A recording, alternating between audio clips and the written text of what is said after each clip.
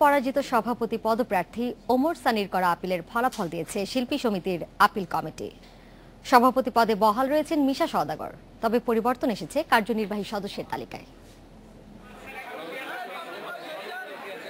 ৫ মে অনুষ্ঠিত হয় চলচ্চিত্র শিল্পী সমিতির ১৪তম নির্বাচন। এতে সভাপতি পদে নির্বাচিত হন মিশা সওদাগর।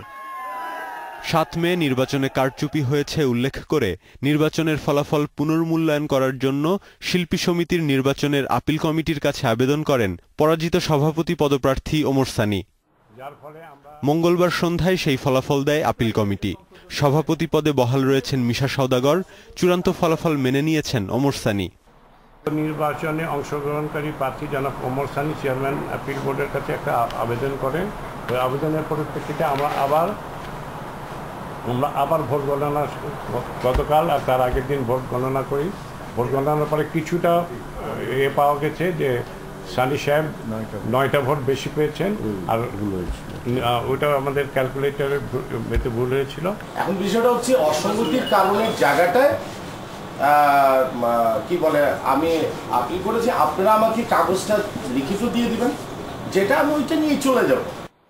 তবে পরিবর্তন এসেছে কার্যনির্বাহী সদস্য তালিকায়।